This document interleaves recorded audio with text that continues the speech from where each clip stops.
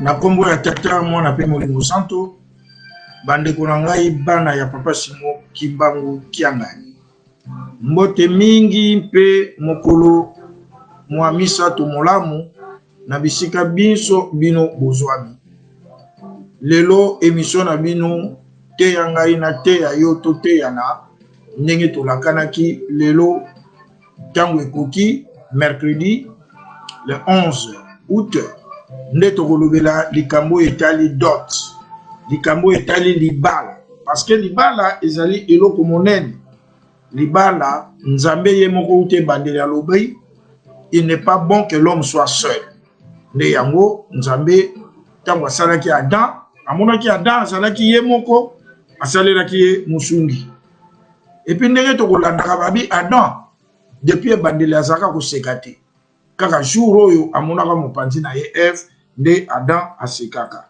nde na tina wana lelo tozali kolobela likambo etali libala likambo etali dot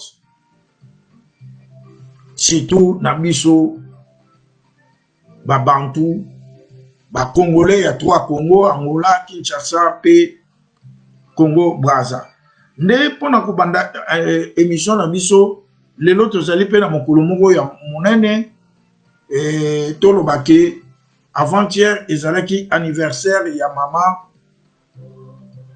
Anto mère Anto molongani ya papa Mbenza Kiangani papa Fumambanza conseiller direct kuna na mboka Yerusalem mère Anto ndenge ka tokolobaka vraiment biso nzambe ayebi kaka ye moko parce que ezali mpona komikumisa te mais je crois que nazalaki témoin ya ebandeli ya libala oyo tango mère Anto aye kotanga na nkamba biso tozalaki na 6e secondaire ngai na papa Mbenza déjà ne mère Anto autaka Kinshasa aye kokota sika na nkamba na 3e secondaire. Je me souviens encore que mère Anto azali kovanda na Nzungu babia oyo azali na famille ya préfet Mbonga un préfet alikaka na nkamba. Vraiment na kosala témoignage que papa Mbenza azali vraiment na mobulu ya basité puisque na vandaki na ye et mais mokolo wana tango tomonaki mère Anto ngakutu nakanisaki ke lokola yebi ke ngai nazalaki mwa buya kote wana abengi nga sami yaka o tala na mo fi moko boye na moni aleki wana natali bozaki mère Anto nde natunaki ye olingi nini abe fi yango aza bien vraiment soki kobala donc tosuki kaka wana pour dire que mère Anto joyeux anniversaire.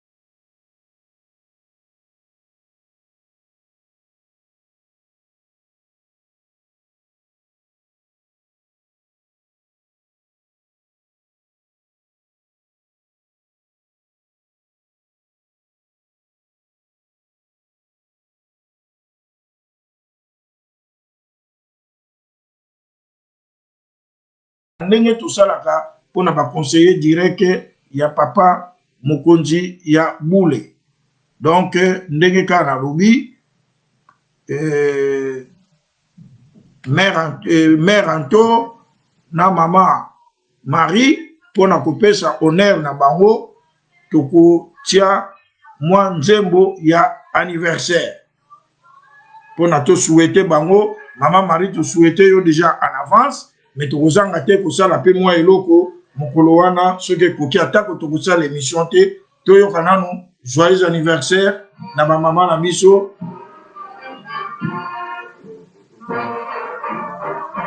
papa Charles Masamba tomoni yo mbote mingi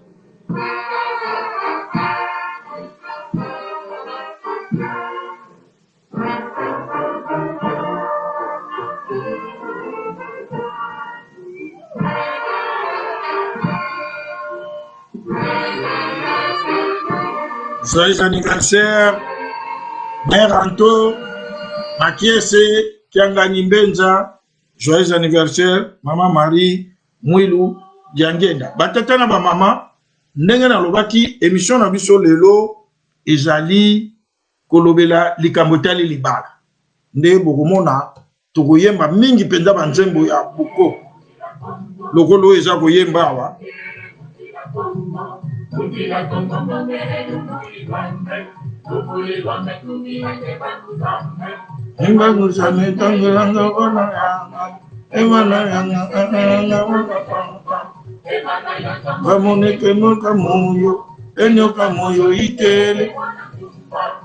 Notre petit frère Zéfi Mundila, Papa Ado Veilli.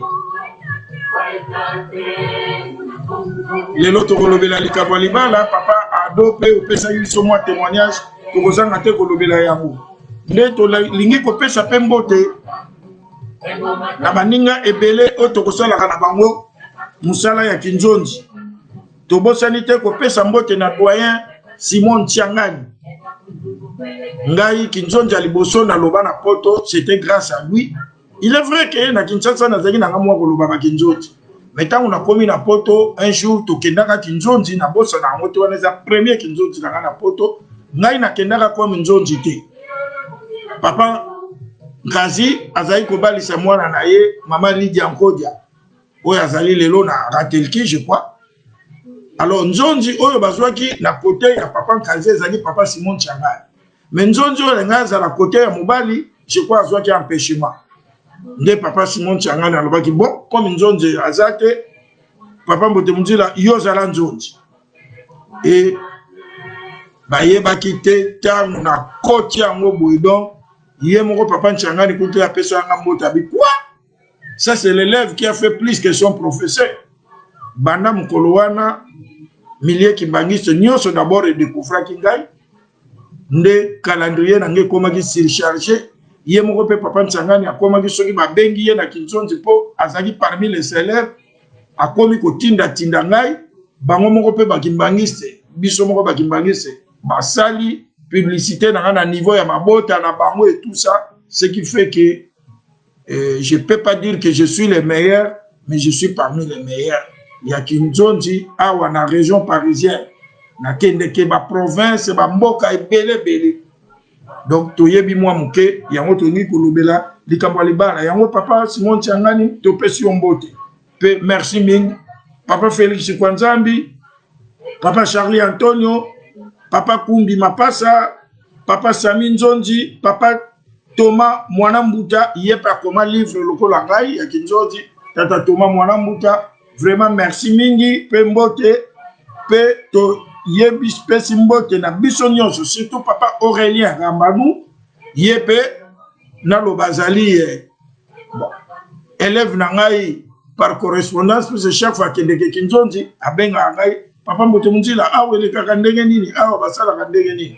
Vraiment, te profiter pour te présenter ma félicitations à mission à Papa Aurélien Rambanou pour te yoki que nomination na ye ou tant que je crois en tant que secrétaire diacre pe secrétaire de la commission de discipline pour la paroisse à montrer Papa Aurélien toliki que le rôle yo commis aux zongi na commission de discipline wana moteur sale otamu la malam parce que la commission de discipline y a montré c'est l'une des commissions qui est reconnue na retard, il y a un traitement des dossiers, na partialité où il y a trop de réclamations et na commission de discipline noire. Tout y est bien ça les na yo, je crois que nous coloyer vraiment que nous kakosala qui et moi boli misangai mais réputation il y a bien été allé na commission de discipline et a montré et kokakosila. Partialité dans le traitement des dossiers, retard, il y a des dossiers qui ont fait 2 ans, 3 ans qui n'ont jamais été traités. Papa Aurélien, bon retour et nous espérons que nyonso ekozon aranjela. Ndeto yo kamalamu pelekete pa kundungu. Ngele munjila ko.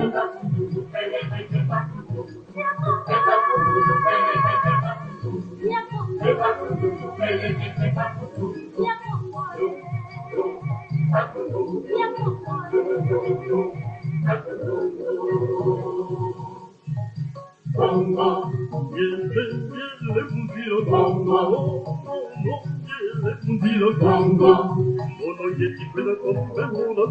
Tobonga mapona tobanda programme na biso bien que tokolobela likambo liba les ali ya bokoko mais biso tokosamela toujours notre petit-fils Jaël Beya tomoni ye paza kolanda topesi paye moti donc tobonga mapona toleka na nzembo na biso ya liboso tokobandelaka programme toyemba nzembo ya ebandeli ya programme Silwa Nzambe.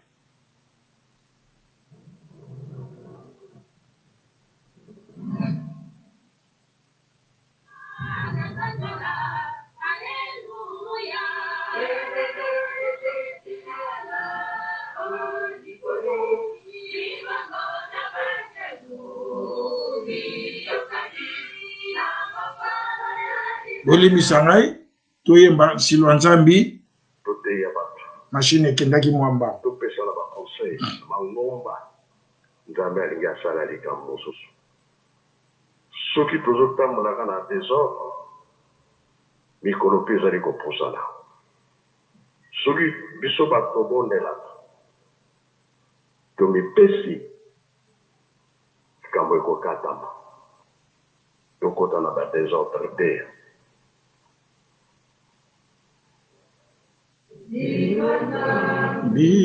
Biukantila muki mwana kya kela mese salu kyangu Nzambi Silwa Nzambe ukantila muki mwana kyame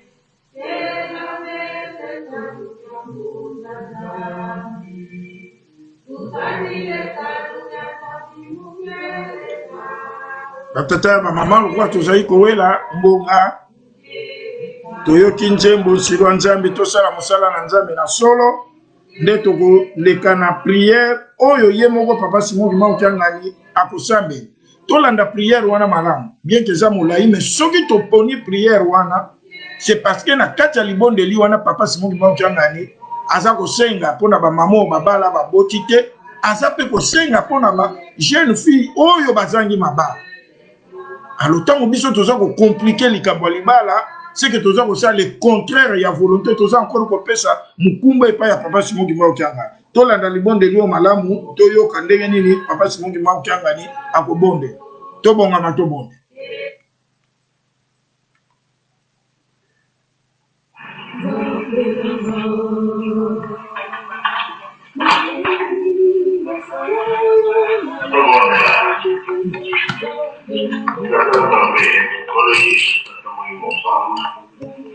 On battait la biso na poto, on battait la biso pena.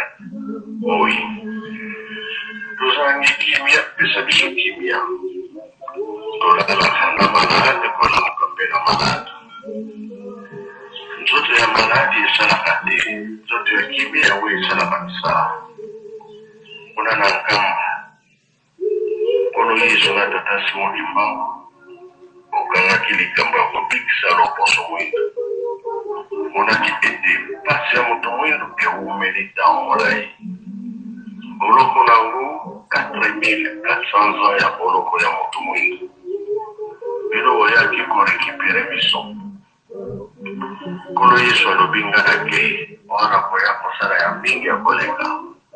E mona na kali 6 avril 1921 tata Kimau. Panda kimisala na yo ya kubikisa batamalaki kuna na mkamba. Osala na pe makamu ndenge na ndenge kikisa pe biso na babota toza ya koningana na bandako pe toza ya koningana maladi eliki bamaladi nde ezomema biso na nzela liwa na 21 liwa itelemaka nemo bato bazali kokufa te na kosambela koyeba batali miso yo tata Nzambe amolobi toto wa Yerusalemu liwa etelema maladi elongwaka na biso tosala mosala bopesi biso maladi oyo etiaka satana na tomota Nzambe nde moto alongolaka ye moko satana aokoka kolongola longola te po ete motasala nzoto bino nde kosala biso elongo ezali monene basali moke biso tozosala kati na elanga tala ndenge tozokoniokwama tolobaka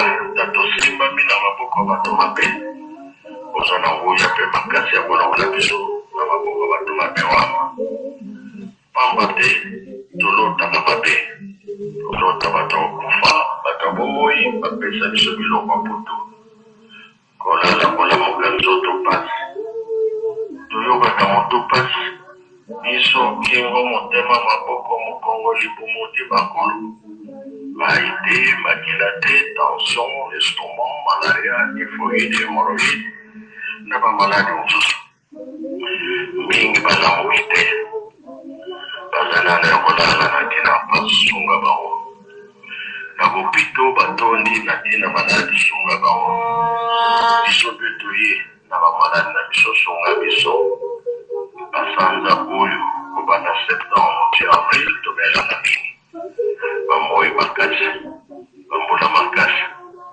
pesana biso fièvre grippe kosokoso malaria typhoïde longola mipepe wana nyonso kotia biso kimia surtout na maladi oyo ebandani mokili mobimba eza koboma ntango nyonso eza butu eza moi bato bazali kokufa yo moko nzambe ezali te binandeko mosilisa yango moto mosusu te botia loboko na bino ya nguya pamba te likolo mpe mokili biloko nyonso na mokili osalaki na liloba nzoto ya moto nde osimbaka na maboko na bino ya nguya okomisa biso bato biso tosengika loboko na bino ya nguya bento azali grave kasi na loboko na bino tokobika salisa moto nyonso na mpasi azalao na 21 kuna na nkamba yo otata simoti bango olobi bana otanga mokili oyo bino moko bokotambusa yango tomoni yango na afrique centrale biso moko tozotambusa mikili na biso mosala nde esimbaka moto soki aza na mosala te ya pasi mingi batanga me basalaka te bino nde bakopesa bango misala oke na leta mosala ezali te ke na mondele mosala ezali te oyo bazosala bazolongola bango mpona nini crise ekoti na mokili mobimba tayela biso likambo wana tozwa misala oyo bazosala na leta promotion na fonction na misala na bango oyo bazotanga pesa bango diplôme nde yango efongolaka nzela moto asala moto nyonso aye na likambo yo moko bobongisela biso makambo nyonso toye nango bana klase mpe bazali bokosala bango te awa tokoti tobima maboko pamba te tokenda bapamboli toye maboko pamba tondisa na molimo mpona tokende bachangement ezala bato mpe baza na baproblème ya leta mpona basi kofunda na eleki mingi mpe na bafamille baza na baproblème yokolimaka bazali te ezali te makambo nyonso wana silisila biso yango toyokolela mpe kosenga mwana soki asengeli pa epa tata bakopesa ye libanga te mpe bakopesa ye lipa mwana soki asengi mbisa mai epa ya tata bakopesa ye nyoka te bakopesa ye mbisa mai bongisela biso tata mama babalani kopota ezali te mosala oyo tozosala lelo ezali batata na biso na bamama na biso biso mpe tobota bana baya kosala misala oyo tangela biso motema te kanisila mpe oyo nano babali te babana maso bautaki pana bino banzambe otala mabe na biso te likiki toza bata masumu mwana ta pakoli potopoto mwana moni tata na sina esengo tatata alati pepepepe tata kokima mwana te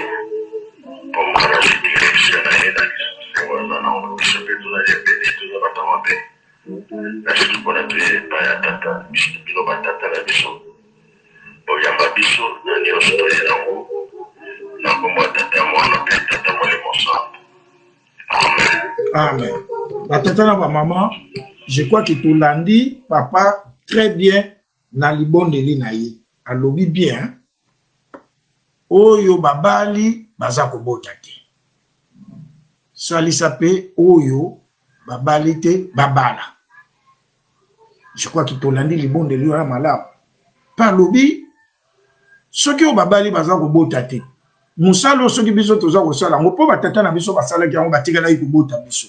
Biso pe foto bota bana na biso continuité ezala. Ne mfuwa mbanza banda kuluba mbandu ikwenda mbandu yinga. Nde yango comme ezali bomeso na biso tokotanga na mokanda mwa Nzambe. Pe bolanda litangi na biso malamu parce que likambo etali dot euta na Bible.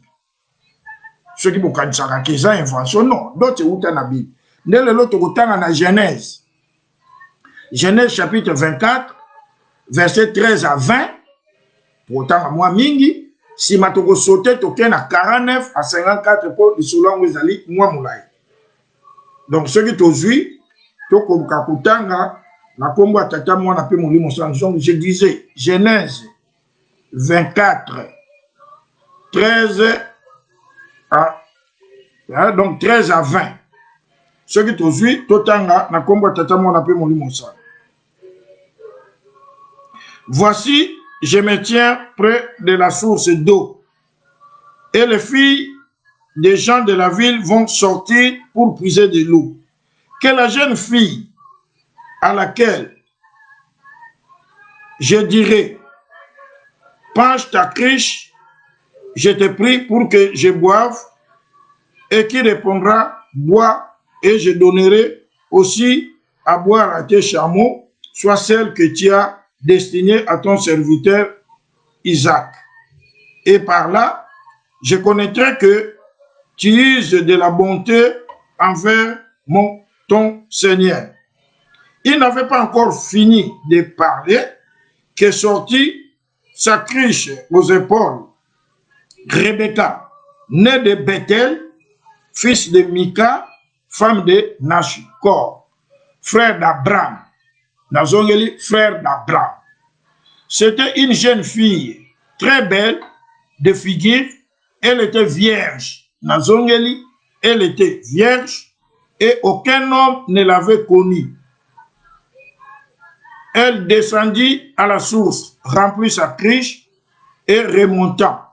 Le serviteur courut au-devant d'elle et dit, « Laisse-moi boire, je te prie, un peu d'eau de ta criche. » Elle répondit, « Bois, mon Seigneur, dit-elle. » S'empressa d'abaisser sa criche sur sa main et le lui donna à boire.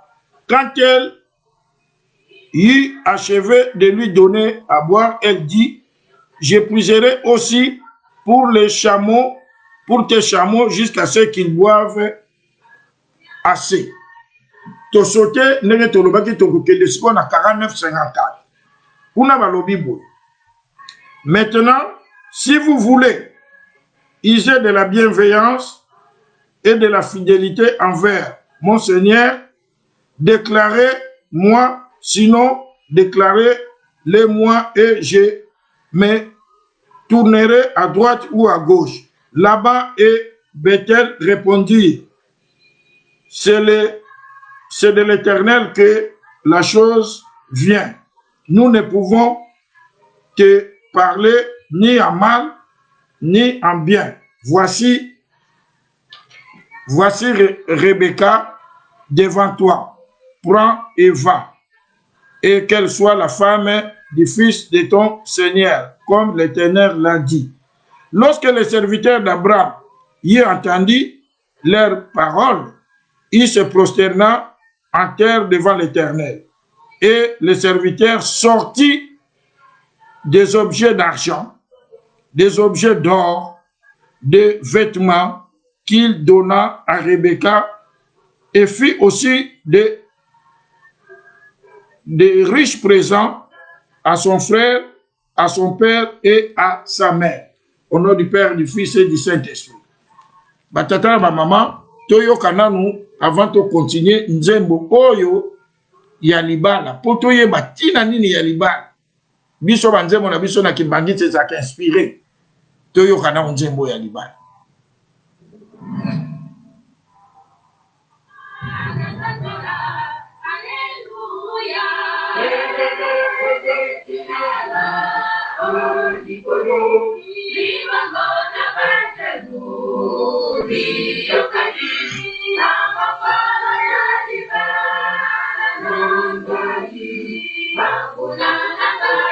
Mon frère Zalangelou ya moi c'est azoyemba yo pesengo.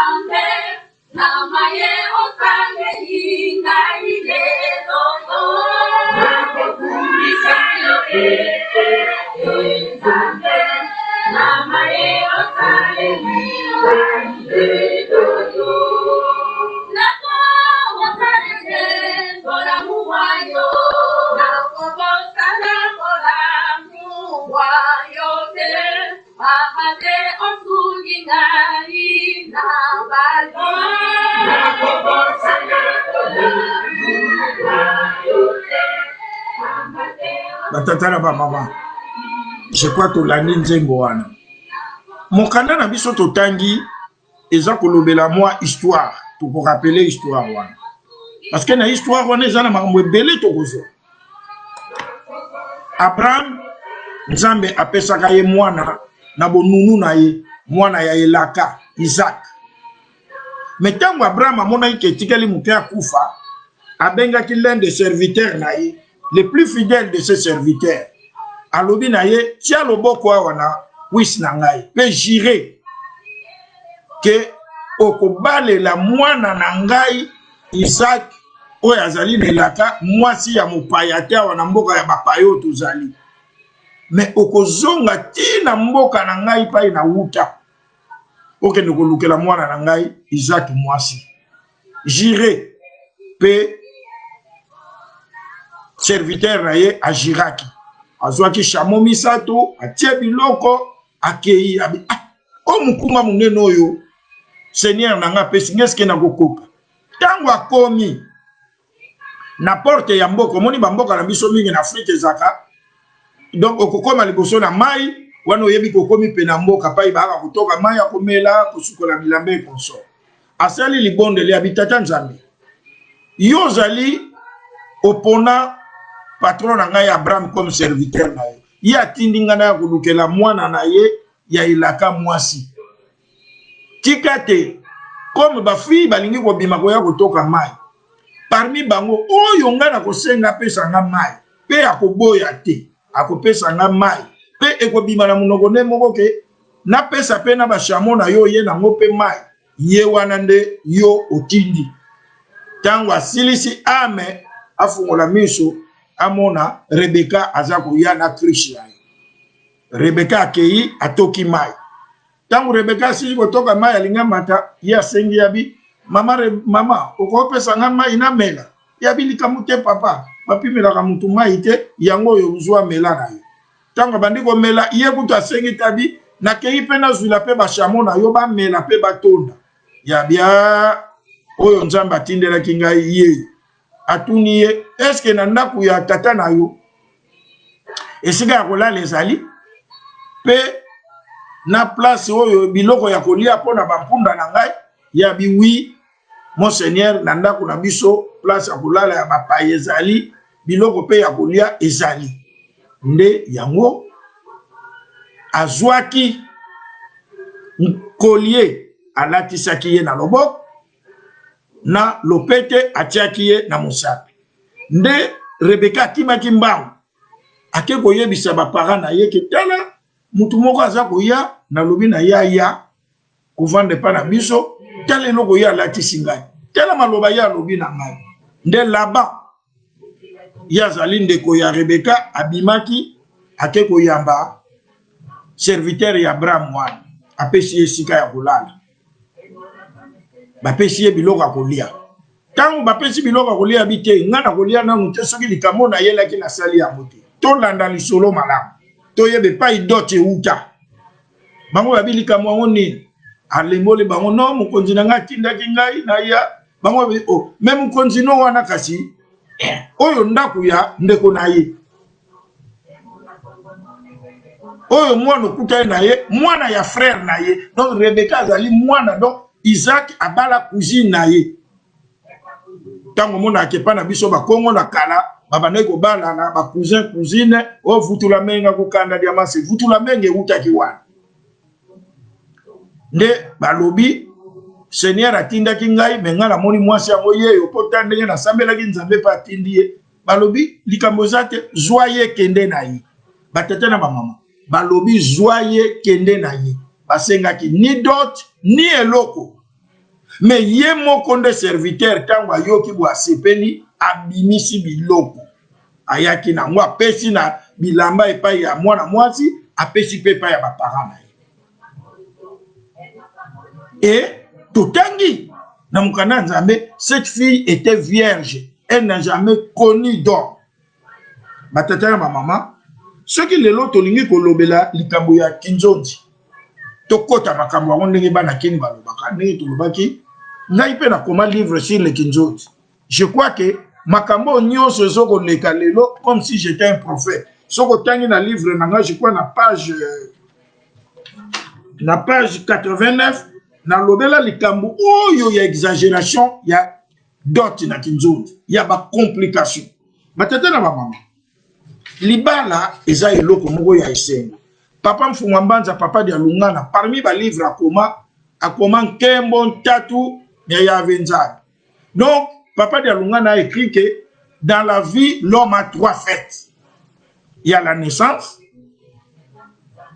il y a le mariage et il y a la mort. Ces trois fêtes là oyo mutwaza nango ana Satan. Mais de toutes ces trois fêtes, il y a que le mariage que l'homme et la femme peuvent organiser nenge balingeli. Pour ce que botaminga na pesa exemple na cette saraba. Moi na nga Bartel, tant to kenda ke échographie, maman ke échographie à liboso avant botama. Balobi, moi na za mwana mwasi. To sombi bilamba oyebi biso bapoto donc biloko nyonso kendeke na concordance, to sombi ba biloko ya rose po to zo bota mwana mwasi.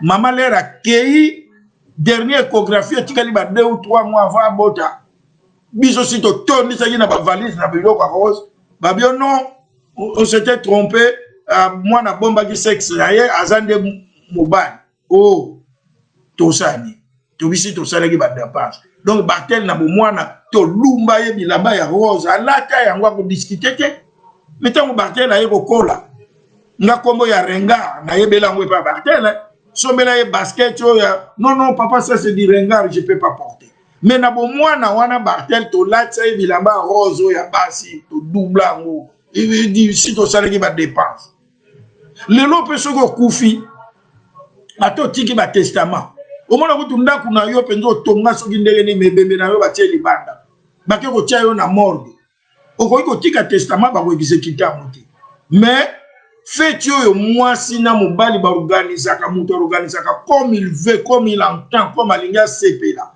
ezali mariage alors to ko tiaka complication na mariage té et puis mariage on est mariage coutumier parce que ba tata na ba maman miracle à liboso Jésus a salela on a mariage oya bongola masanga e comme avant c'était le mariage Jésus qui mariage religieux c'était le mariage coutumier. Il y a une photo peut sa valeur dans le mariage coutumier parce que l'église ne marie pas les gens, l'État non plus.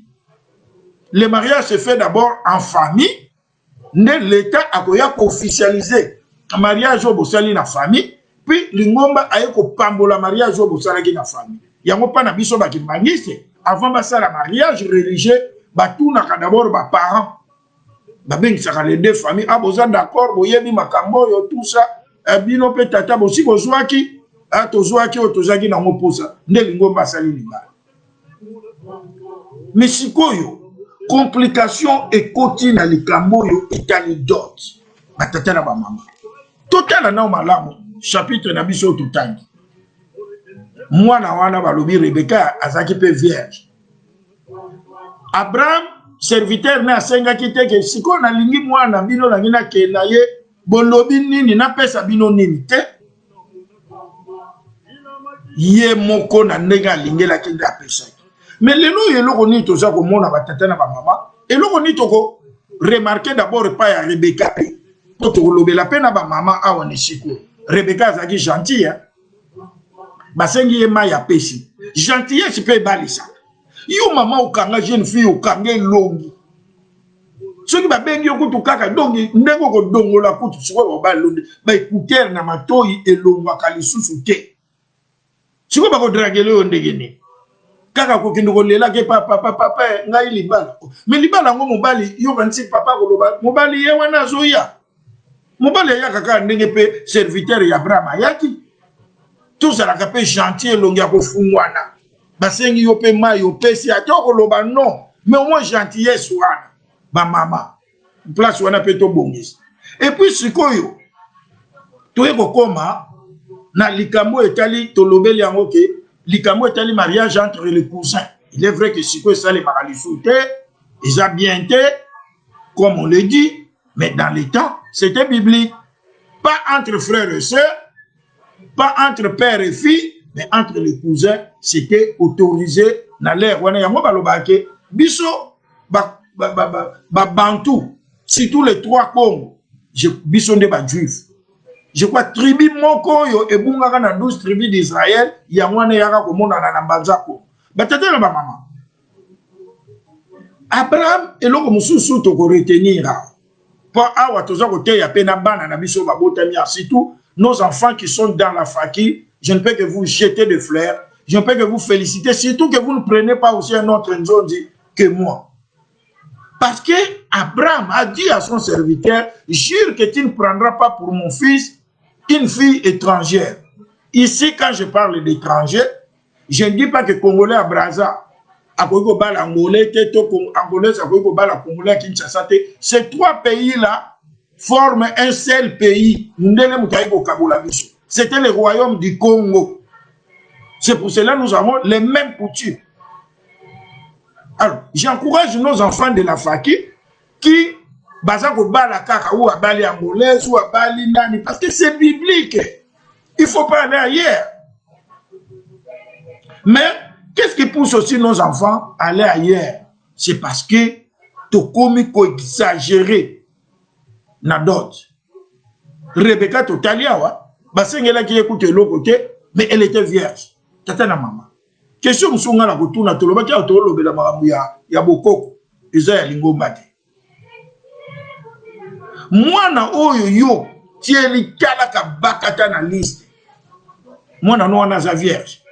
Mutukuto a de vierge le muso asombela ekali papa tia manteka na ba jio ya plastique bateka na kini ya soki 500 francs a dévergele moi na tiki yebo mais mususu aye atali ni oswana te aye ko luka balela yo mwana yo lobi yende kutakofuta masumu nyonso kale sika ba jeune fille bazako tula yango boyoki ka soko yoki ka fille ko maka ko yemba tout le temps kaka donc alongola kasoni Zamba lola yebaka 30 leki abalite asala kanangonga na ye moko be muta yembela bango nzembo ko ye petit lelo ya balate parce que je vois déjà sous-souté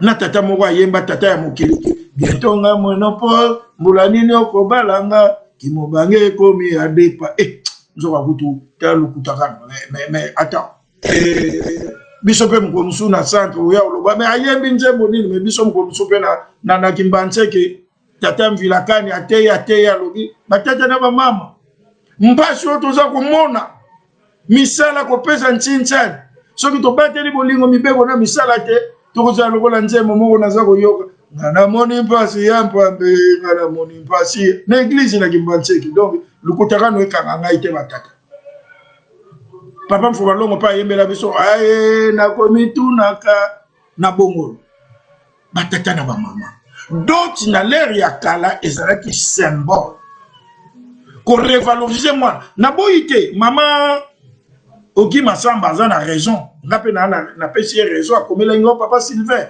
oyebite ko balisa mwana mwasi c'est trop de dépenses oui en réalité muto abalisa ka mwana mwasi na oyo azo balisa mwana mbali c'est muto abalisa ka mwana mwasi muta dépendaka a dépensera plus nde yango esali ke libala ko ma chère parce que ekomi bazota la mbongo ka wana bakozwa na libala neti na Kinshasa siko ekoma mbongo ka wana bakozwa na libala daye ba webisha bino boya otika biso déjà mbongo mercredi mais libala ekozwa samedi pour permettre kaka mbongo wana bango pe basale la ba dépense ya koyamba mais nous pouvons simplifier ça batata papa nous pouvons simplifier ça le lot toujours ko critiquer ah gouvernement atie d'autres na 500 ya gouvernement ya mtakotela nga mwana wana ya moni pasu nga na moni mama tata na mama yo mona ki pasi na mwana wana pono tekaye batata na mama nenka tolobi ke likambo ezali na likambo ya expérience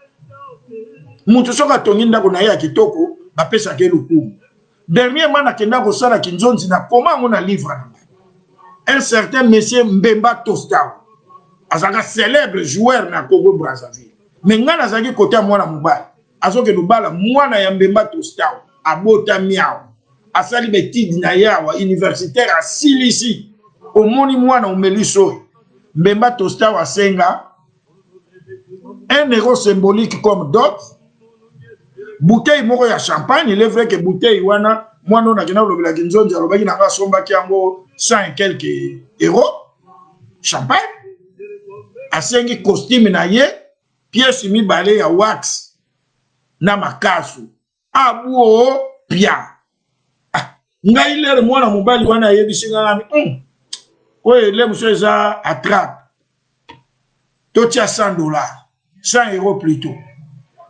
tant que comme pas Mbemba Tostao tobi d'autres te pèse 100 euros abi non moi j'ai demandé 1 euro symbolique pour couper ça 1 euro symbolique. Vous savez pourquoi j'ai demandé ça? Parce que j'aime bien ma fille. Je la respecte. C'est une fille qui ne m'a pas pris la tête. C'est une fille, je n'ai pas connu l'adolescence chez elle. À Silisi, ma classe, à la université. Elle a un bon boulot, je crois, elle travaillait là-bas. Alors, dans mon acquis, donc, je ne trouve pas comment je peux. Donc, les qualités de ma fille sont inestimables. Je ne vois pas comment je peux la vendre. Comment je peux chiffrer valeur naïe? Il y a 1 euro symbolique. Faut maman zabi muto atongakanda kuna ya kitoko bazulate bisa. Kana mingi tena uti ko loba pe kinzonzi ya mwana ya papa Kalusa. Ndenge na oloba ke naza ko féliciter bana na biso ya faki. Basala ki liste wana baninga ba kobenga facture ponga na kolinga terme wana te parce qu'on va pas les gens. Et utaki na ki. Bana na bana mwana papa Kalusa pasteur abali mwana ya papa Boni pasteur oyo kuna na faki oyo kuna suki na mouvement ni biso banzonzi lokwa ngana zaki côté ya papa Kalusa na tunie na bi papa sikoyo fona yeba po balobi ba ko discuter pe sur place na yeba olingi ko suka na combien papa Kalusa soka kolanda nano et m'a répondu papa moi l'essentiel est que ma fille se marie o bango ba ko yana ngo bazaba o ba ko pesa ne discute même pas au moni papa pour bateau basalaki on a kin lokwa ba yoki que moi nazo bala na poto tala ndenge bagata donc aboyi discussion mais to kendeke ba discussion mususu awa na comment on a livre na ngai na kenda kinzonzi ya mwana ya cousin na ngai na Argentine mais laisse tomber to banda ko kakola banda 15h ti minuit to yoka tata lobi ata un frère ko yugo bimate na uti pe kinzonzi mususu akala te. Papa lobi asengi pe deux costumes oh osengi deux costumes ndenge ni otenga ina grand frère na ngai oh mais yo zwa kaka moko pesa grand frère na yo je peux moi na grand frère no abi pas question tata wana boy ko longola donc etikana ka mukena yebisa ye mwana mbale po mwana mbale atoki na ba metika na yo basi pe baza na ngwe belé metanaka mutu asa alingi mo et pas plus loin moi mbala ngwa uti ko benga nga susu 2 jours oh mais le parent de la fille me dit encore pour le mariage coutumier faut na joie ça tout ça pour exagérer mariage coutumier yo mukolo mwana mwasi yango nobe ke mutu adépensaka mingi mutu ça ko yamba bato c'est à toi de dire où ko yamba la bato. Tu ne vas pas encore imposer au gars que tu es au boya écoute ma capola liste à que des sous que soit ça. Laisse que ça vraiment na posa moi na yoba. Batata maman. Et c'est moi zanaka et puis biso bakimbani c'est surtout. Balobi biso batokota musa mukilo. Papa ado. Avant papa ado aye bisanga na solo na papa kina. Papa ado veillé aza kolanda biso pa yebisenga liso bimbuta.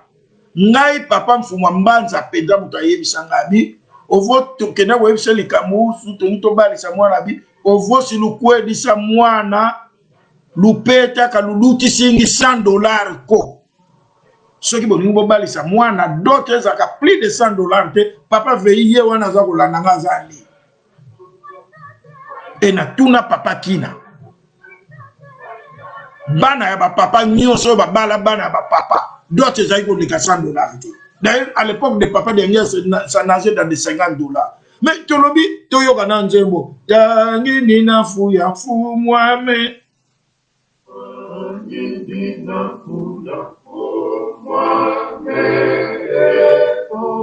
Ofozolele kula nanga fu muyisunge keta. Tangi na fuya mfumwami biso bakimbangize photo imiter ba papa na biso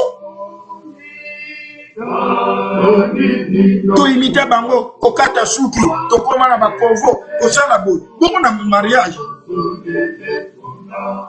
dernièrement pour je na luki vidéo wana na su ya wote no bazana ngo vraiment batindela ngai papa Simo Kimbangu kya ngani aza kolobela likabu ya dot na Kinshasa quoi. Batata na mama vraiment batata total la likamwana ya doti pona bana mingi baza ko bala te pona yango. Toujours un exemple, un fonctionnaire à Kinshasa, na Kinshasa soko yoki mutu bafuta ke salaire à $300, donc il est parmi les mieux payés. Et yo ke ko senga mutu ndengwana doti ya $1000. Donc il ferait combien de temps? Telle ba jeune fille, ko bazo ya ko bala na retard, ménopause c'est yaki. Ok, ne kuna zobota ke aller retour na karma mais ménopause c'est yaki liba les ailes kaboisembo. Nous les parents nous devons accompagner bien au contraire tout ça la libala selon ba moyen na biso yango na ngai na ko conseiller bo na ebite soki papa sango akolanda pe vidéo na ngo likambu d'abord photo longoleza likambu ya kokanga lupango. Parce que la famille de la fille dépense beaucoup. Si on a lupango eko makaka, moi na mubali, asali l'aide. Faut pas ça la paix. Na Brazzaville, il y a un conseil d'Enzonzi. Bisope awa balimba voter loi wana basa na un conseil d'Enzonzi ba bengi sape biso. Na Brazza, je me suis renseigné, prix à d'autres gouvernement à Brazzaville a fixé depuis 50 000 francs CFA. Donc équivalent celui à 75 euros. Bien que exagéré mais ceux qui battent la mairie, l'État tout naka. Est-ce que le monsieur a versé les 50 000 francs CFA? Biso la biso bâti 500. Mais il y a un adage qui dit nous investissons pour nos filles, mais nous ne devons pas investir dans nos filles. Quand tu investis pour ta fille, problème na yo ezali ke ba dépense na yo nyonso ça pour na mwana no amwasi akoma malam akoma mutu abala abotela yo bakoko. Mais nous n'investissons pas dans nos filles pour que na lokwa na boti mwana nga mwasi boutique na nga ye wana ba ya besoin de nga ba pasi nyonso na tika yela na poto. Non. Dans ce cas là, nous compliquons les choses. Alors, ceux qui supposent les kamouya kokanga lupango et longo et komi kakake, mobali a commis lettre ndengeza a $100, 200 euros. A memi ba camarade na ito batumi sac, ba ye kota la famille. Pas de fête. Comme ça, famille, na moi, sans wana zoni na enveloppe, ba koye ba kolambe la bango. Yope mobali ti okei, olongwa pende mwana ke, po ba kosukola basani, ba tout ça, otiki savon. Ata moi 50. Comme ça, sengi liste. Tant ba tindeli yo liste wane ye, o préparer libala mbala moko. Et puis libala sikoyo. Faut que ça lande yeni. Il faut biloko nyonso yo, basengi na libala, ezala ke, elle capé 500 te na côté ya tata na côté ya maman biloko ngo yebani costume ezaka moko ya tata wax ezaka mibale moko ya tata mwasi moko ya mama mama azwi nzungu munene tata koto azwi bulangeti sikolo baloko mwinda kolome esila ba msuba komi au groupe électrogène ya nini ceux qui mwinda kolome za susuke mais ba lampe rechargeable ngani munela si asali oyo ezape ko salisa tout remplacer na lampe rechargeable on yoko nikosenga banani tala kabaka ta na liste on a lobi ki nzonzo na kenda ko loba na argentin donc l'ensemble na dot na biloko nyo ça fait 8000 €. Banda to banda ko discuter mais boye bi scandale bana wana basala biso njoka ndenge biso zo discuter wana oya mwasa zaki na ndako na chambre azako yoka azole abengisi copain na yi biso de mona kaka vers 22 heures poto yo kanaki copain ye aleki apesi biso ka mbota kene na chambre po ayebani akene na chambre pa ya nana po basi ba sala prénote to vandika bo tozo yo kanate tozo benda na to mona babima ba ngomba mona mwasi abandi olela ipsi papa ni papa dis-moi tu me vends à combien. Je l'ai écrit dans mon livre. Papa, dis-moi tu me vends à combien. Comme ça, je vais travailler durement. Je vais te rembourser tout ce que tu as fait pour moi, papa. Hein? Depuis que vous avez commencé là, papa, dis-moi. Moi, la sangloté, tu me vends à combien, papa? Donc, scandale en délois. La tata de ma maman. D'autres alliés, et l'autre, il y a tout exagéré. Tout accompagner ban. Binope, ma famille à Mobali. L'air to so ya. Ndenge mamo gi alobi. Boyebi pe ke biloko ese kiti. Boya moi délégation restreinte. Bango pe na moi biloko ba ko pesa masange ko yiko zala kama sango ba ko senga na libana. Mingi pe to ko senga la 30 casier. Papa olingo fumu sa dépôt. Motuna na ngezo zongaka. Mwana ngo yozo bali sa botele melaza bien. Ako mapena ndako ayibi olamba te. Ako mapena ndako mauvaise éducation, insoumise. Batata na ba maman. Papa Simo Gimba Okangani azako senga batata. Ngai na banda ko vanda pena mama Marie alim sanga so ba uza vidéo. Ba série nazalaki ke nazo bala na muté mama Marie to papa Simo bala mkonini. Yaka ngana zana liste mubimbawa suko lingina ponela yo ba mama bazo. Papa Simo Gimba Okangani amona makamu. Papa Mbele amona makamu naye. Ba mama Sidoni. Mama Marie Mouil. Et ko kene pe na nga mwana papa Charles kende jedie pa papa Charles umona ba jeune fille ndenge batondi wa bazo luka mabala mais siko yo bino pe ba jeune fille ba ko yango luka mabala mais bolo ba ka pa ba parents na bino hein. Et ensuite toza ko sala quelques rappels pour to ko sala sur émission sous samedi suite na ba question bino ko poser biso et pas na biso ba Congo puisque d'autres wuti pendane ba Congo ba tribu nyonso etikali ba imiter biso ngana vande pa bangala. Lelo na kamwe bangala ba commissaire et pas bangala bazana devise mbongo libale si la kate. Moi c'est yana nga ils vont abala ngala. Nazo ba soki topia ko combien? Mais lelo yo na bangala balandi biso ba Congo. Na baluba banda ko senga doti te balandi biso ba Congo ba komi plus cher que les kakutu na biso. Batata ba mama. D'autres ezali eloko pona ko honorer libale. Délégation ya mukebo salemi bokei bayambi bino bolie mutu na mutu ezaka kutu likamwe sengo ngana mona neti j'ai un ami abala mwana ya abala nièce ya kisomba zaki soko bali nièce na ye apesi yo lupango kado pona ni alingi ba nièce na ye baba hein libaliser loko esengo biso le to accompagner bana bakomi kokota ba crédit kaka po apesa d'autres et ensuite toye ba ke na ba principe na lobie pa na biso ba Congo mwana mwasi aussi aboti na mobali mususu eke mobali mususu azoya kobala ye ngate mutu na bimisa daji wana susu afwa ya kuluka ntalukuza yo ozobalise talu moko na mwana na jeune fille oyo abota na muti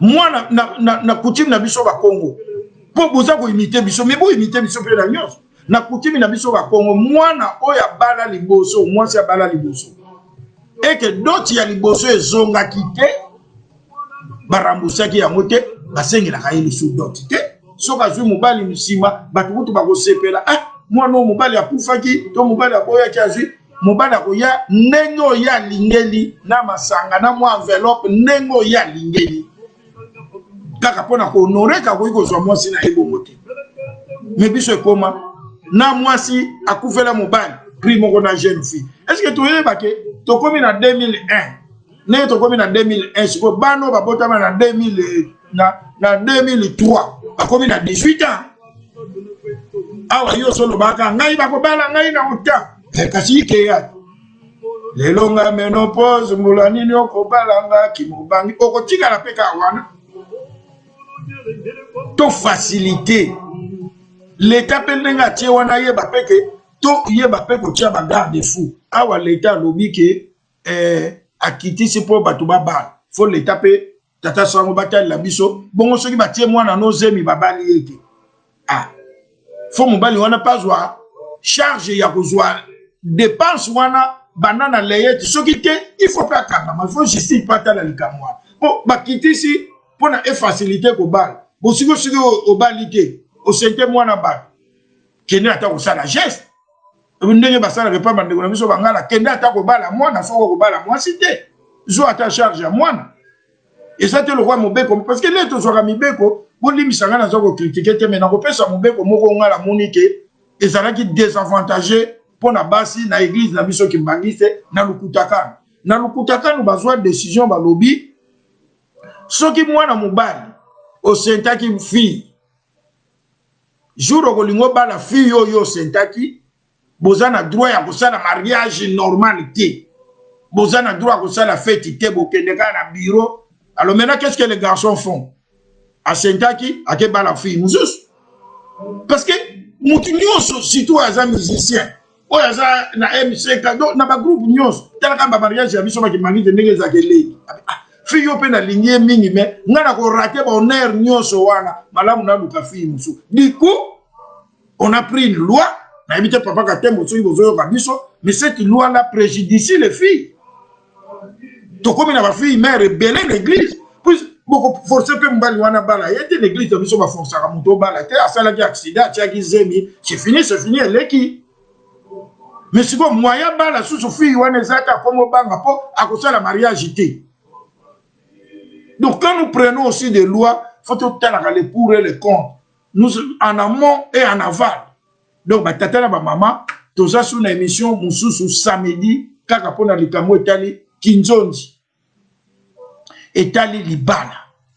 Donc naza kozela mituna na bino inbox ba réaction na bino yango ekosala ke tosala biso bakimbangisi babaki nous devons être ba modèle biso tokotambusa mokili papa dia ngenda papa dia lungana papa kisolokele babandai kosenga pas plus de $100 siko biso bakimbangisi na mona na pe kimbangisi etaza na Korea de dirigeant place à costume asengi zunganisa na bafille na biso nazokende mpe bakinzonza bakimbangisi omona donc tala kabumba tata alobi bakokita pete mais vraiment papa Kalusa félicitations po tango ekomi ndenge ezalaka mpa na biso basindikaka je crois papa Boni akokamba na otala papa Boni na mwasi na ye mama Agia tango ekomaka lere ya kosindika mwasi donc papa po normal na biso bakongo kosindika mwana mwasi akokende na libala bapia aka saki ya fufu na ntaba mabe ya papa Kalusa tata nanga nkailo ankende kosa saki ya semo carton ya boy donc baluka mituka papa Romain je crois bakende biloko wana je crois basala 2 mois basala sous dépense pour nani esengo ya mwana na yabali. Accompagnons les enfants pour les mariages, investissons pour nos filles mais n'investissons pas dans nos filles. Na biso batokomaka facture à libala ozoteka mwana no combien Na bino to komaka toke ko discuter fati.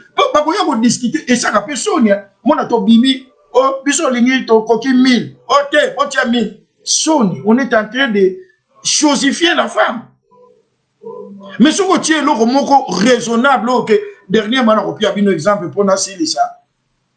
Un neveu a outi kotalanga wa. A yebisinga ya bia papa photo kende kinzonzi langai mais na discuter kité na ngito discuter sur place. Na mo exagération ya siko Nathalie tata sengi 1000 non quoi sengi 500. Nabi ozo memanga ki no discuter lo kwa. Mais toi tu as la chance. Et puis côté biloko ba sengi pe belete nabi non. Onzo njaza pe conseiller ngabinga na ko yoka soni ngelo. Donc ses parents a demandé ceci parce que alinga qui n'est peut-être que to que de discuter sur aux après à la tetika. Biso so de discuter ba facture ba 3500 et puis na biso ba Congo no kwa senga ka doti te. No kwa komi ko senga dot. So ko tunyopo no ko pa ko sala ba dépense. Non quoi ça va au senga malavu mayuma au sengi malavu en liquide au sengi pe malavu mayuma pour nous compenser ba dépense yo pour ça mais d'autres ça a mis balete na ba Congo pour vous nous imiter malo imiter nous en tout nous aussi les ba Congo n'exagérons pas tout tia te biloko ezala ki to tia to faciliter bana babala libala ezali eloko ya sengo quel sengo famille a Rebecca bazala ki na mwana bango abali e bango kutu babali sa mwana ya vierge tete na mama yo mona kateke mwana vanda wana un bon parent soka moni mwana ba 27 ans komo leka yango mwana ba benga ka ye to ba benga ka ye asuta na mbongo te mais pour ça na ezali espèce appelle au coup motoke libala ya mwana tata ki ngandi abali yo bando tingama kaka ba l'histoire milai hein. Est-ce que moi, vraiment, toutes les dépenses que nous faisons pour nos filles, vraiment, on récupérera. Mais ce que tu cherches, c'est le bonheur de ta fille. Ne va t'attendre à ma maman, wane zali, le lot toko suka wana, pona to yeba, toza kozwa ba réaction na bino, et toko continuer, samedi, toza kaka na likamba kenzozi. Toko lobe la étape, ndenge nini mariage kendeke, na biso ba Congo pe mwana mobali soka zo bala tata mpeta wa tata mutabali la mwana ne mbali mwasi siko wa yozo chaka share ya bana no abasi tango no bali la mwana no mbali so batie bongo osepela parce que neti ngale lo so mwana nga mbali azo bala atanga na kokite na zana baleki na toko sangisa po dote za biso ba tata na kutimi na biso mpeta wa tata ukala tata okwedila mwana nkeni siko yo tata na oya yo ya ba jeune fille oza ko nganza mozo obota pe bana mbali okosepela basala bango bongo ndeto suki bongo to bongama pona to bondela vraiment za sujet moko elengi to ko continuer mais pona to continuer e ko salela mingi na banani na bino muto ko pesa biso ba réaction na bino muto ko pesa biso matière à réflexion ndeto bongama to bonde.